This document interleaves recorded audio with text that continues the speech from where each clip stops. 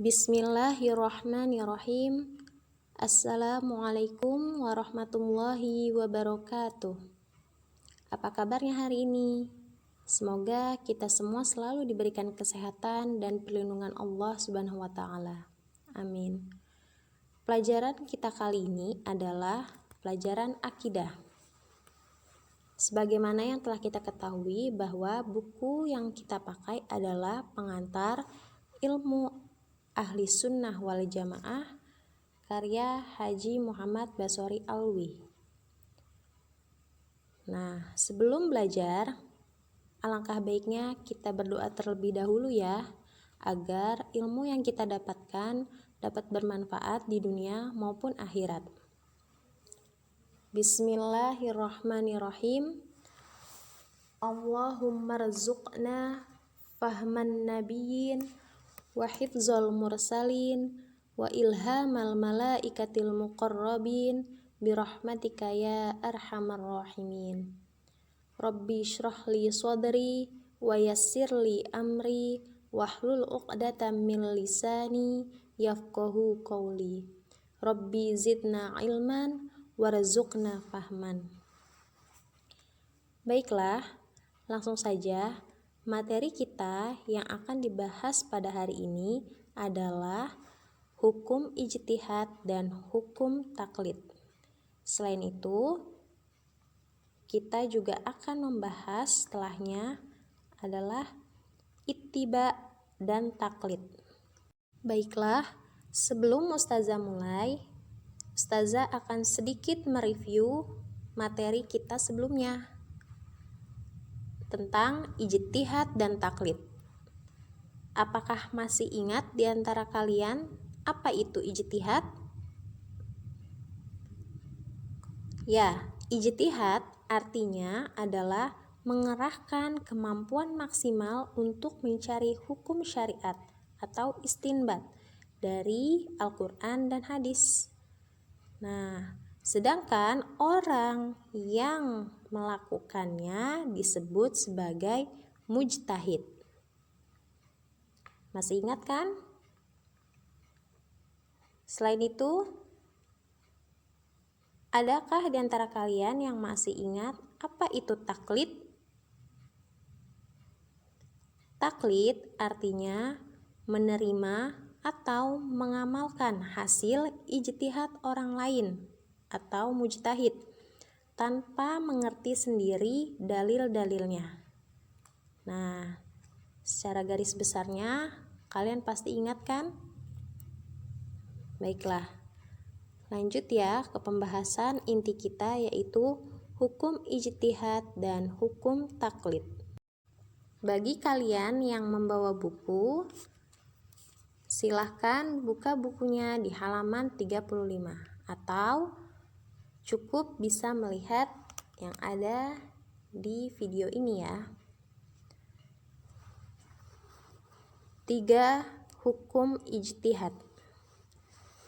Setelah pembahasan yang pertama yaitu tentang ijtihad, kedua pembahasan tentang taklid, dan sekarang kita masuk ke pembahasan yang ketiga, hukum ijtihad. Hukum ijtihad di sini adalah hukumnya fardu kifayah.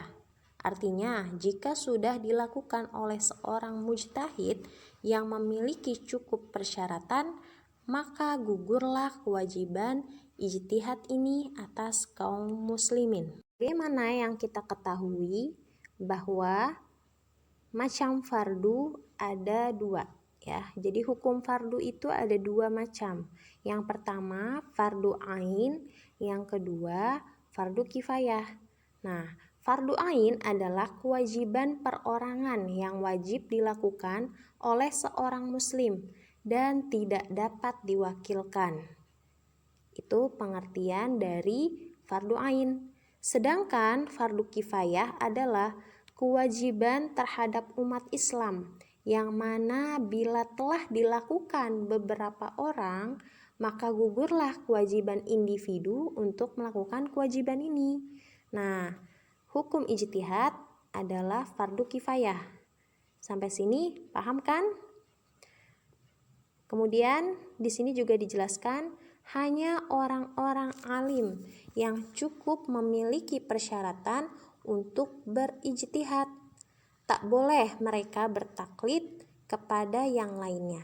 Nah, sebagaimana pembahasan kita sebelumnya, di pembahasan yang pertama tentang ijtihad, di sana terdapat penjelasan syarat-syarat untuk berijtihad itu apa aja, ya kan? Nah, salah satunya intinya dia harus mampu mempelajari bahasa Arab, ya. Bahasa Arab di sini benar-benar yang dari dasarnya gitu. Jadi dari nahunya, dari sorofnya, dari ilmu balaghahnya dan sebagainya. Selain itu, syaratnya juga dia harus mempelajari, memahami, bahkan menguasai ulumul Quran. Apa aja sih ulumul Quran? Di antaranya ilmu asbabun nuzul, nasih mansuh, am dan khos.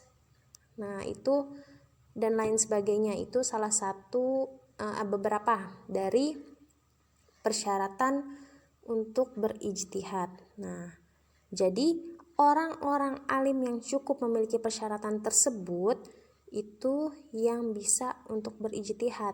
Nah, bagi mereka, bagi orang yang tidak bisa berijtihad atau belum menguasai ilmu-ilmunya, maka dia tidak boleh bertaklid kepada selain mujtahid. Ya. Sampai sini paham? Lanjut. Mereka tetap berkewajiban ijtihad kecuali waktu tak mengizinkannya. Misalnya, jika melakukan ijtihad sendiri, maka waktu mengamalkannya akan habis, ya. Jadi, hukum ijtihad itu menjadi wajib bagi orang yang memiliki persyaratan untuk berijtihad tadi, ya. Nah, kecuali waktu itu tidak mengizinkan, yang maksudnya kalau misalkan dia cuma berijtihad sendiri, kemudian berijtihad itu kan tidak butuh waktu yang sebentar ya, tapi cukup lama untuk menguasai ilmu-ilmu yang sehingga dia bisa memutuskan suatu istimbat hukum dan akhirnya bisa memberikan fatwa terhadap hukum permasalahan dalam hal fikhiyah. Nah, ini kalau memang seperti itu, maka ya tidak wajib. Lanjut, yang dimaksud orang-orang alim tersebut ialah mujtahidin atau ahli-ahli ijtihad. Ya, tadi kan disebutkan di paragraf sebelumnya bahwa hanya orang-orang alim yang cukup memiliki persyaratan untuk berijtihad. Nah, maksud dari orang-orang alim tersebut adalah mujtahidin atau ahli-ahli ijtihad. Masih ingat kan apa pengertian mujtahidin itu atau mujtahid? Ya, jika tak seorang pun di dunia ini melakukan ijtihad, maka berdosalah seluruh kaum muslimin di dunia. Nah, ini kenapa seperti ini? Karena yaitu tadi, kembali ke asalnya bahwa hukum ijtihad itu adalah fardu kifayah. Jika nggak ada satu orang pun, seorang muslim yang hidup di dunia ini, ya, mulai dari Islam datang sampai sekarang ini belum ada yang berijtihad, belum ada yang berusaha untuk menguasai ilmu-ilmunya untuk berijtihad, ya akan berdosa semua kaum muslimin dunia, ya. Tapi alhamdulillah berkat ulama kita terdahulu yang sudah mengerahkan segala kemampuannya untuk memenuhi persyaratan berijtihad, sehingga para ulama tersebut bisa memberikan fatwa baru untuk istimbat hukum permasalahan yang baru juga di dalam hal fikhiyah, ya. Yang jadi kan kenapa sih adanya ijtihad? Nah, ijtihad ini kenapa bisa muncul? Karena ada beberapa permasalahan yang dihadapi oleh kaum muslimin saat itu belum mendapatkan hukum yang qat'i, ya, hukum yang pasti. Hukum qat'i ini kan didapatkan secara jelas dalilnya dari Al-Quran dan hadis. Nah, jika suatu permasalahan hukum fikih ini belum qat'i sifatnya, maka inilah tugas seorang muslim yang mampu, yang memiliki syarat-syarat untuk berijtihad untuk mengeluarkan istimbatnya, menghasilkan istimbat dan memberikan fatwanya terkait hukum tersebut, gitu ya. Sampai sini sudah paham? Oke, kita lanjut ke hukum taklid. 4. Hukum taklid. Menurut Ahlus Sunnah wal Jamaah adalah wajib atas setiap orang yang tak memiliki syarat-syarat berijtihad. Nah, ya, kalau tadi hukum ijtihad itu adalah fardu kifayah bagi seluruh kaum muslimin, ya. Fardu kifayah apabila beberapa orang dari kaum muslimin, umat muslim itu melakukan ijtihad, maka gugurlah dosa dari atau kewajiban dari kaum muslimin yang lain yang belum bisa berijtihad. Sedangkan hukum taklid ini adalah wajib. Tapi wajib bagi siapa nih? Ya kan, wajibnya di sini adalah bagi orang yang tidak memiliki syarat-syarat berijtihad, ya. Seperti kita yang masih dalam tahap belajar untuk menguasai ilmu-ilmu agama, termasuk ilmu-ilmu yang menjadi syarat untuk berijtihad itu masih kita pelajari, masih jauh penguasaan kita terkait hal tersebut, kita wajib bertaklid, ya. Bertaklid kepada siapa? Kepada orang-orang alim. Orang-orang alim itu siapa? Itu ulama mujtahid, ya. Jadi wajib bagi kita untuk bertaklid. Nah, yang dimaksud di sini wajib taklid dalam hal apa sih? Yang maksud di sini adalah taklid dalam urusan fikih atau hukum, bukan dalam urusan tauhid, ya. Jadi, kalau untuk masalah urusan tauhid atau keimanan, orang itu dilarang sekali untuk bertaklid, kecuali benar-benar orang yang dungu, ya, yang gak mungkin bisa lagi belajar.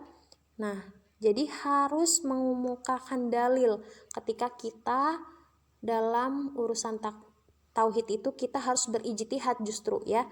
Kita harus tahu dalilnya, dalil akli, dalil nakli, ya. Yang pertama itu yang harus kita tahu adalah dalil naklinya. Kenapa sih kita harus tahu untuk urusan tauhid ini, ya? Dalil nakli itu kan apa? Kemarin Ustazah udah kasih tahu kan, dalil nakli itu adalah dalil yang bersumber dari Al-Quran dan hadis, ya. Itu dalil nakli.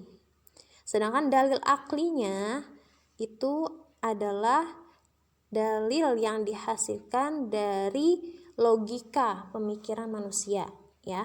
Jadi kalau kita untuk masalah urusan tauhid itu dilarang bertaklid.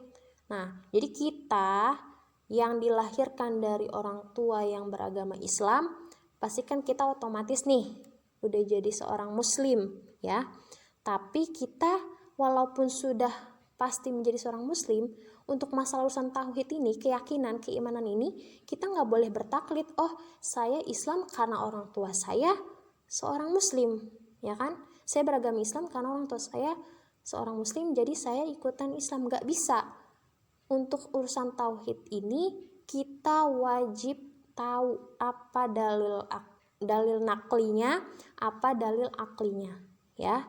Jadi taklid ini, ya, hanya untuk urusan fikih atau hukum. Nah, adapun dalil wajibnya taklid atas orang awam adalah A'udzubillahi minasyaitonirrajim. Bismillahirrahmanirrahim. Fas'alu ahlaz zikri in kuntum la ta'lamun. Quran surat An-Nahl ayat 43 yang artinya, maka bertanyalah kepada orang yang mempunyai pengetahuan jika kamu tidak mengetahui. Ya, ini salah satu dalil akli yang menjadi landasan pokok atau dasar mengapa taklid itu wajib bagi orang yang belum memiliki syarat-syarat berijtihad atau orang awam, ya. Nah, lanjut penjelasan. Tadi dikatakan bahwa menerima atau mengamalkan hasil ijtihad orang lain tanpa mengerti sendiri dalilnya adalah taklid namanya, ya. Jadi itu.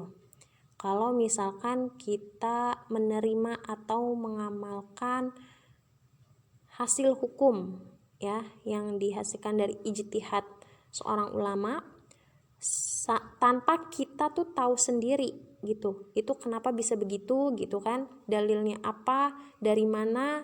Nah, itu disebut taklid.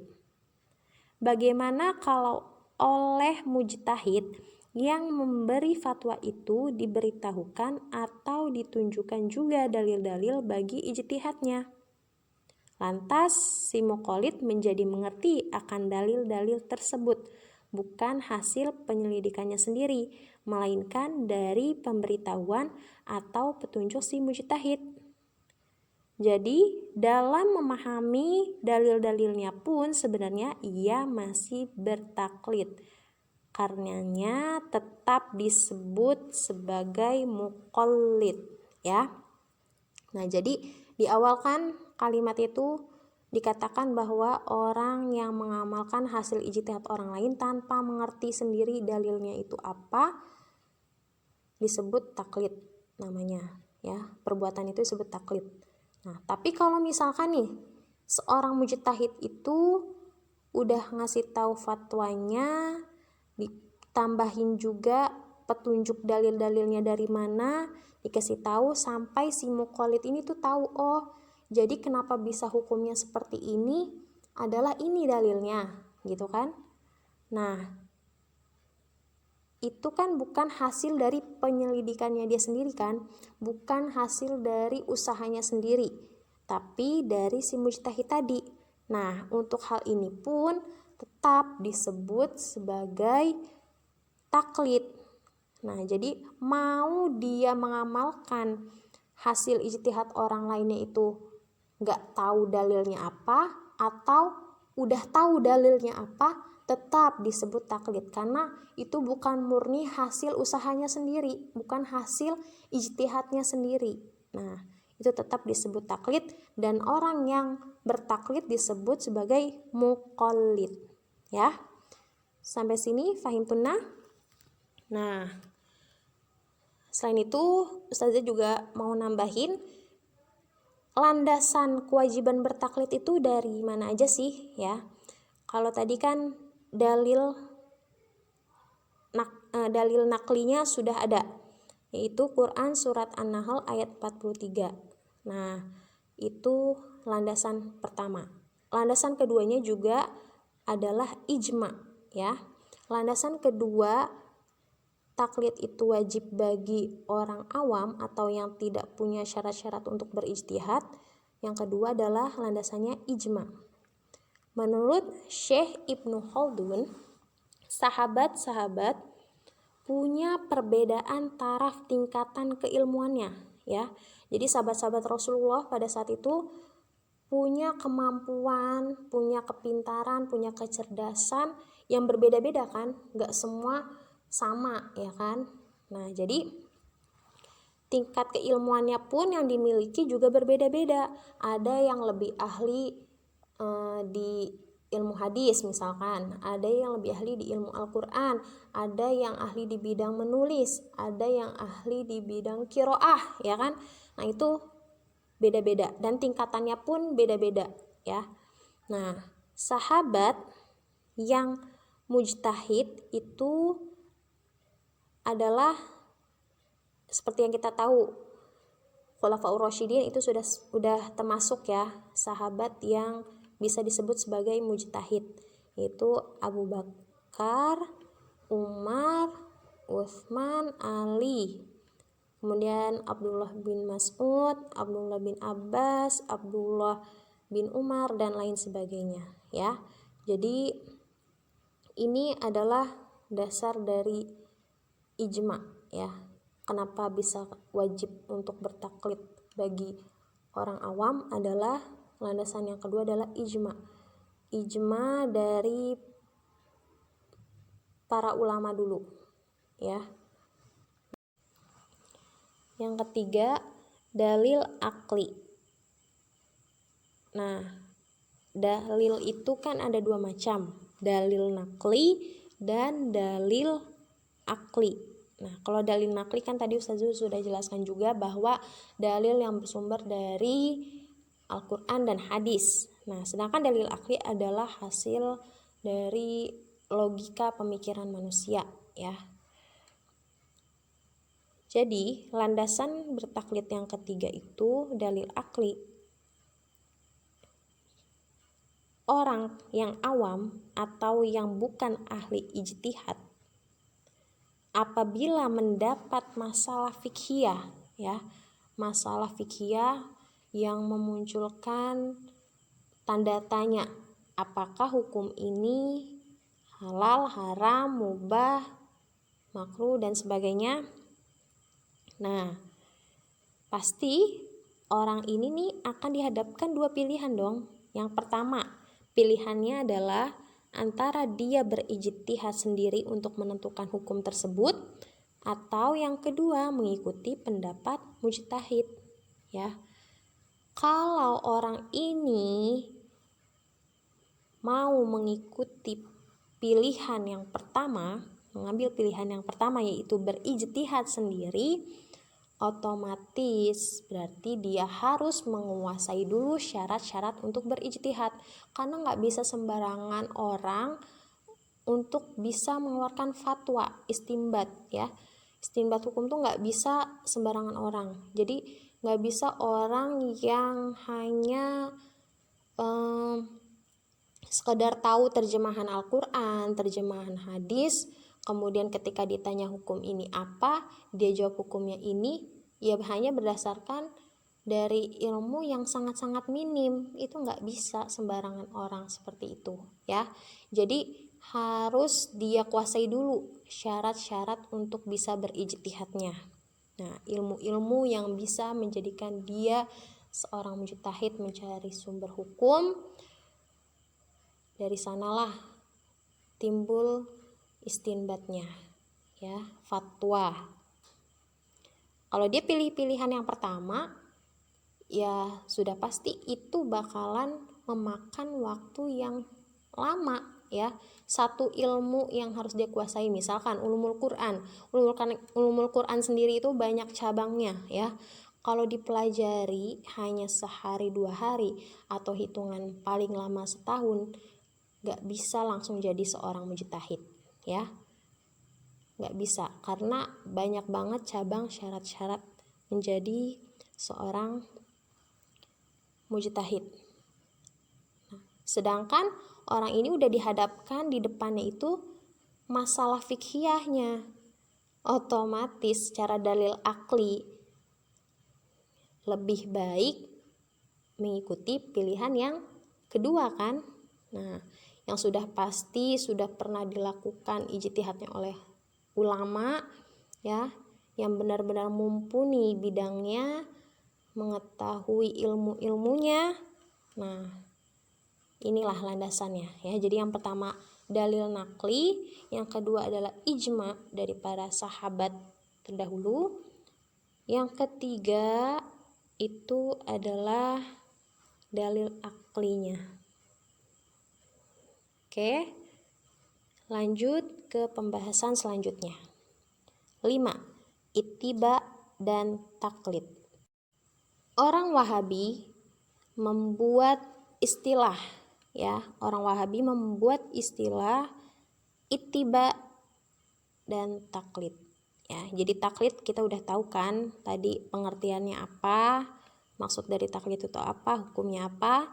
Nah, sedangkan orang Wahabi ini punya pemahaman bahwa ada dua istilah antara ittiba dan taklid. Apa itu ittiba ya? Ittiba adalah mengikuti hasil ijtihad orang lain yang ditunjukkan pula dalilnya. Nah, ini ittiba. Jadi orang awam yang nggak tahu atau belum bisa berijtihad, kemudian dia mengikuti hasil ijtihad orang lain atau mengikuti hasil ijtihadnya ulama, ya. Yang mana ulama tersebut ketika memberikan fatwa ditunjukkan juga dalilnya, dia baca dalilnya, dia tahu dalilnya, dia hafal dalilnya, itu disebut sebagai ittiba, ya. Dia melakukan ittiba, berittiba. Sedangkan taklid adalah mengikuti hasil ijtihad orang lain tanpa ditunjuki atau diberitahu dalil-dalilnya. Nah, jadi menurut orang Wahabi, taklid itu adalah mengikuti hasil ijtihad orang lain tanpa ditunjuki atau diberitahu dalil-dalilnya. Perbedaannya jelas antara ittiba dan taklid menurut orang Wahabi. Ittiba dia ngikutin ijtihad orang lain tapi ditunjukin dalilnya, sedangkan taklid tidak ditunjukin dalilnya, tidak dikasih tahu dalilnya kepada si orang tersebut yang ngikutin hasil ijtihad ulama atau orang lain yang berijtihad. Nah, hukumnya menurut orang Wahabi, ittiba adalah wajib bagi orang awam atau yang bukan mujtahid. Sedangkan taklid, nah taklid hukumnya menurut orang Wahabi adalah haram. Ini penjelasan atau pemahaman dari orang Wahabi, ya, pemahaman yang Wahabi. Sedangkan Ahlus Sunnah wal Jamaah berpendapat bahwa tiada beda makna antara ittiba dan taklid, hanya beda lafal saja. Meskipun diakui bahwa mengamalkan fatwa dengan ditunjuki dalil-dalilnya adalah lebih baik atau sempurna pengertiannya daripada mengamalkannya tanpa diberitahu dalil-dalilnya. Nah, jadi kalau ittiba dan taklid menurut orang Wahabi itu berbeda, tapi kalau menurut Ahlus Sunnah wal Jamaah, ittiba dan taklid itu sama aja. Tapi memang ada dua macam, ya. Antara ittiba dan taklid menurut Ahlus Sunnah wal Jamaah itu sama aja, tapi memang sejatinya kalau orang berittiba atau bertaklid pasti ada dua macam. Ada yang ketika dia mengamalkan fatwa itu ditunjukin dalil-dalilnya oleh seorang mujtahid atau dia sudah tahu, atau yang kedua dia mengamalkan hasil fatwa mujtahid tapi dia nggak tahu tuh sebenarnya dalilnya apa ya, kenapa bisa begini, kalau bisa begitu ya cuma tahu hukumnya aja, pokoknya begini hukumnya, misalkan halal ya, tapi nggak tahu dasarnya. Nah, itu nggak masalah, nggak ada bedanya, sama aja. Ittiba dan taklid itu sama, itu disebut taklid juga, itu disebut ittiba juga, ya. Yang kedua, berpendapat bahwa Ahlus Sunnah wal Jamaah ini kedua macam ikut atau pengamalan fatwa ini sama dibenarkan, bahwa wajib atas orang awam selagi yang diikuti atau ditaklidi atau diittibai adalah mujtahid yang muktamad atau terpercaya, bukan orang bodoh, ya. Jadi ketika ada dua macam orang yang ingin berittiba atau taklid dalam menurut pendapat Ahlus Sunnah wal Jamaah ini, atau dua macam orang yang mau mengamalkan fatwa, antara dia yang ditunjuki dalil atau tidaknya, atau tahu dalilnya atau tidak tahu dalilnya, itu sama aja, bisa dibenarkan dua-duanya. Ya. Yang penting itu orang tersebut mengikuti pendapatnya mujtahid yang terpercaya. Ya, mujtahid yang memang sudah kita ketahui keilmuannya itu memang sangat tinggi, ya kan? Kemudian memang ya pokoknya sudah jelas lah ulama-ulama yang bisa kita percaya untuk kita bisa bertaklid kepada beliau, ya. Seperti kalau dalam mazhab fikih ada 4 imam yang bisa kita menjadi muqallidnya, ya. Kita bisa menjadi muqallidnya siapa?